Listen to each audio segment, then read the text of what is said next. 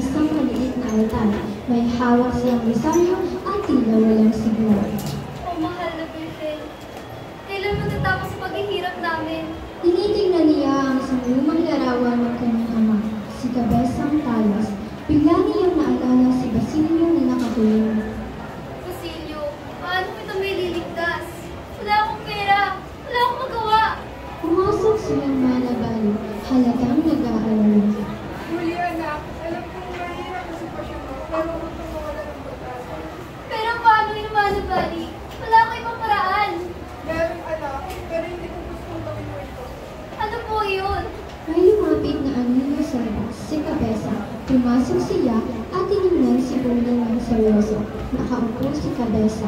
Sa harap ng mesa, may hawak na tabako. Huli, may paraan pa para makalaya si Basilio. Ano po yun? Sabihin niyo sa akin. Sumapit ka kay Padre Camilo. Makasakali mo tulungan niya. Nanlaki ang mga mata ni Huli. Alam niya ang Hindi ko kaya ibig gawin niya. yun! Huli, kung wala kang gagawin, mamamatay si Basilio sa bilangguan. Nanginginig si Billy, hindi makapagsalita.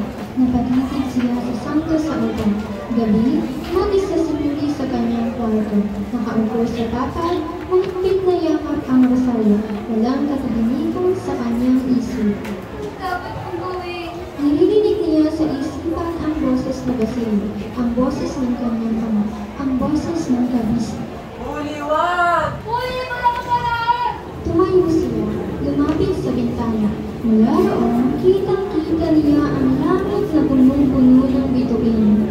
Tawarin mo ko, Basilio. Dahan-dahan siyang umakyat sa bintana. Isang malakas na sigaw ang narinig sa labas.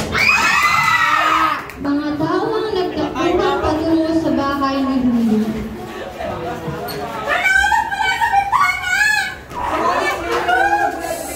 Nakatihaya si Huli sa lupa. Wala ng buhay, nakapalibot ang mga tao, nagkakagulo. Kinabukasan, usap-usapan ang nangyari.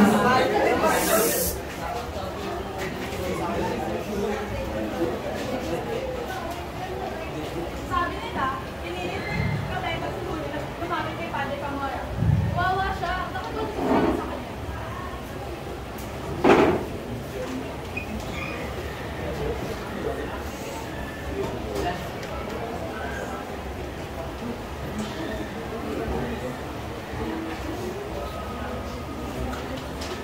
Sa di kalayuan, nakatayo si Padre Camora, nakangisi.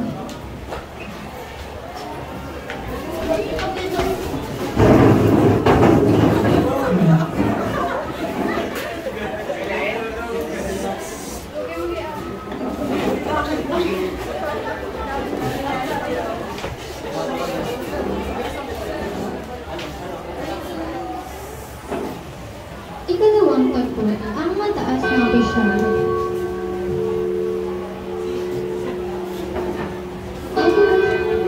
Nag-uusap ang isang mataas na kawani at ang kapitan general.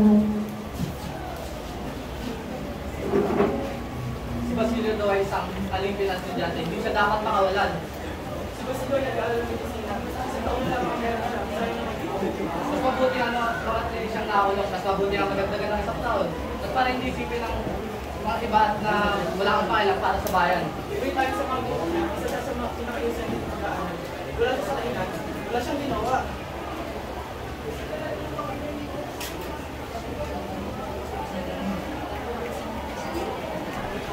Dapat na mahuli siya. Pero hindi ko ba kayo sasasihin ng iba? Bakit ako nagtakot? Di ba sa aking mga pangyarihan? Walang karapatan ng mga alipin na dahil din ako sa kulungan. Masisipin ko pa ang aking kapakanan. Hindi ko ba, Kapitan, hindi ko maintindihan. Hindi ko ba sinabi niyo na bago kayo mamahal sa ilupan mo yun, ay pinangako niyo na bibigyan na kami ng protection at tubungan ng malaya ang mga Pilipino. Ba't hindi nakapuna kayo? Espanya na lang natin. Uy!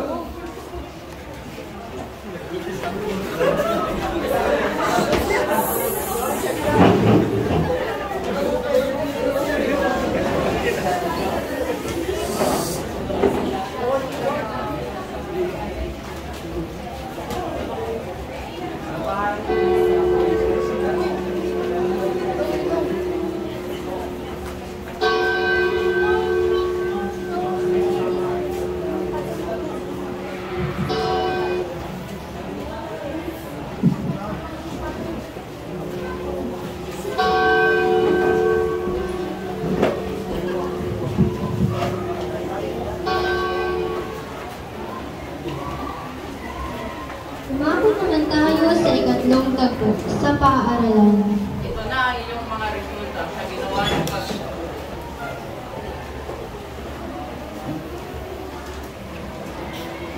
Kasi naman ay nako, ayos lang yan. Ayos lang yan, Person. Ay, sa wakas, hindi ko na rin nung mahabog na kami. Hindi ko malito, ano ba? Sama ako sa aking tatay mga lakas. Ikaw makalain ko sa akin. Pupunta ko Europa. Sa galing sa global. Pupunta na ako sa kain. Kaya nga, makalain ko pero mas masaya ako dito sa Basilia. Oo, kaya, tiyak na makakasalim ka.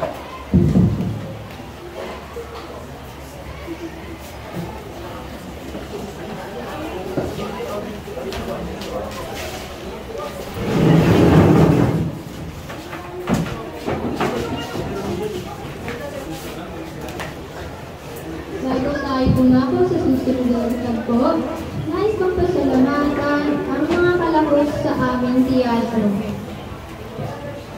Pumako tayo sa ikaapat na tagpo, ang kaganapan sa bigaluan. Basilio, may bisita ko. Ginoo, meron po akong dalang bagong balita. Ano yun? Balita po galing sa tiyan. Tungkol saan? Tungkol po sa inyong mga mahal. Sino? Si Huli po at si Tandang Selo. Anong nangyari sa kanila? Si Tandang Selo po'y nawawala. Ano? Kailan pa? Anyari? Si Uli? Si Huli po'y... Ano? Si Huli po'y patay na. Ano? Bakit? Kailan pa? Ano?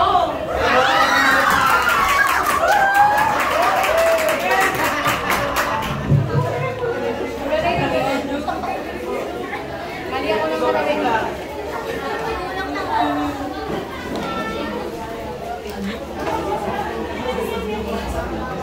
Tumahong po tayo sa susunod na tagpo.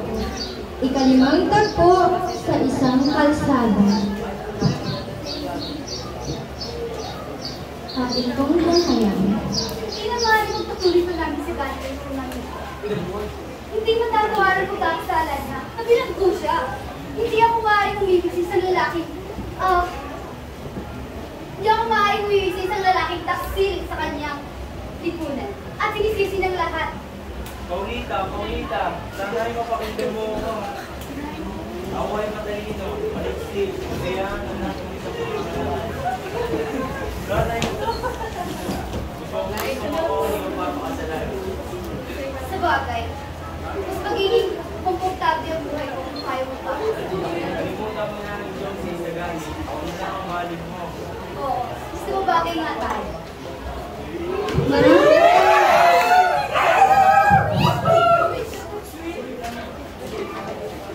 Maraming tao ang nagkalat sa kalsada na masiglang nakikipag-usap sa isa't isa. Narinig niyo ba?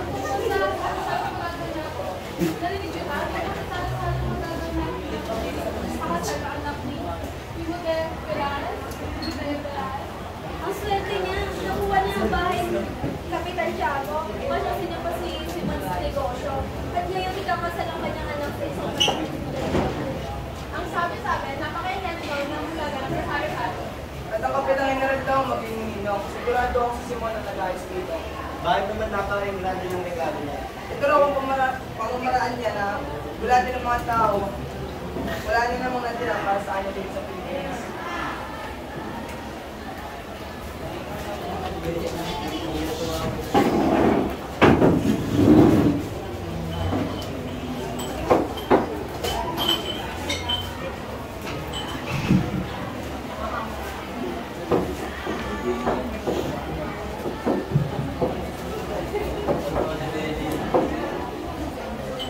Ika-anim na tagpo, Buriwada. Isang marangyang handaan ang nagaganap para sa kasayo ni Pauleta Gomez at Juanito Pelaez sa gitna ng engranding pagdiriwang na isang mapanganib na plano sa Simon. Puno ng tao ang bulwagan, maraming pagkain, musika at kasiyahan. Sige po, Juanito. Magiging maganda ang ating buhay.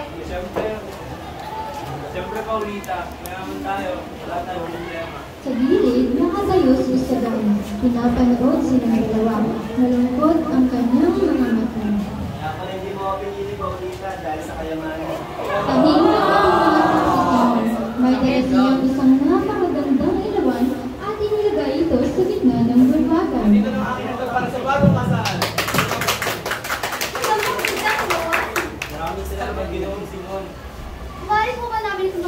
Bakit hindi? Ilagay niyo sa pagkain.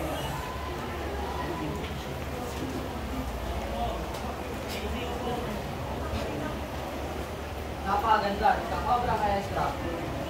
Oo, kaya isang napaka-espesyal na ilaw. Sa di kalayuan, nakita ni Basilio ang ilawan at naalala ang sinabi ni Simon noon na ito'y may bomba sa loob. Sagani, umalis ka na rito. May sasabog. Ano? Hindi nagdalawang isip si Isagani. Bigla niyang ninablot ang ilawan at itinapon ito sa ilog. Sa labas, isang malaking pagsabog sana ang magaganap, pero naglaho ito sa tubig. Nagkagulo ang lahat, pero walang nasaktan. Dumako po tayo sa ikapitong tagpo sa bayan.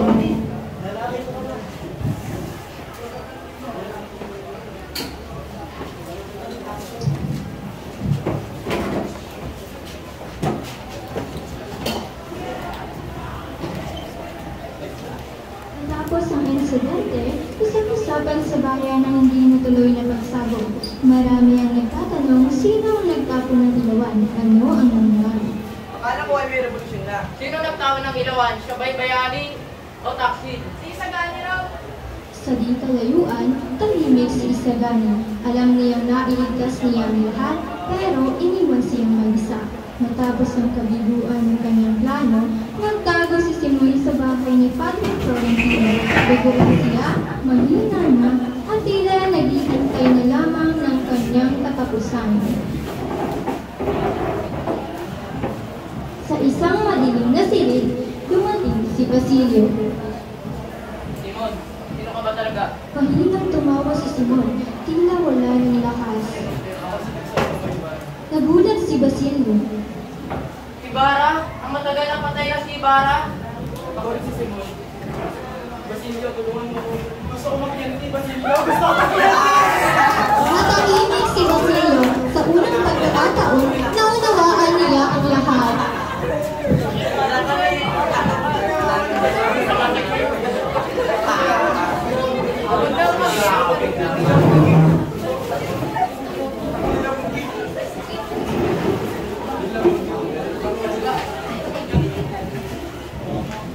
Lumapit po tayo sa susunod na laban ko.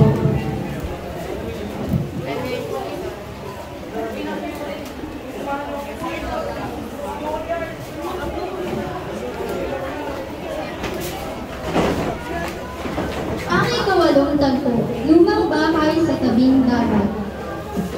Sa isang lumang bahay sa tabing dagat, tinutulungan ni Padre Florentino si Simon. Simon, wala ka na pupuntahan.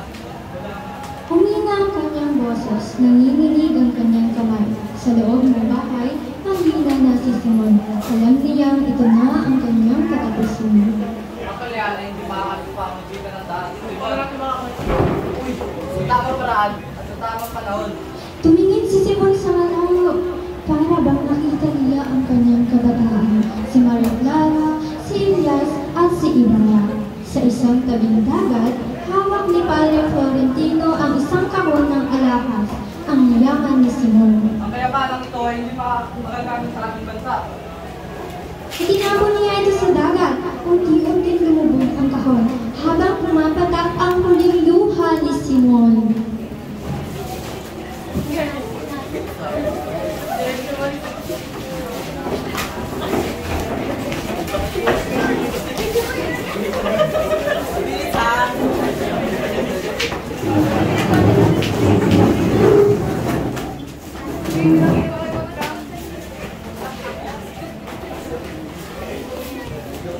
Pumapok po tayo sa ikasiyam na tagpo, ang huling tagpo sa aming teatro. Ang ikasiyam na tagpo ay magaganap sa isang bayan. Balik sa bayan, usap-usapan ang pagkawala ni Simon. Ano ang nangyari sa kanya? Sabi nila, siya raw ay lumayas. Walang makasagot. Tuluyang naglaho si Simon sa kasaysayan.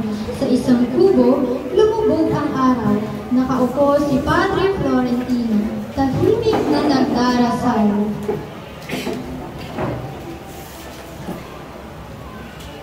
Naway dumating ang tunay na kalayaan para sa ating bansa.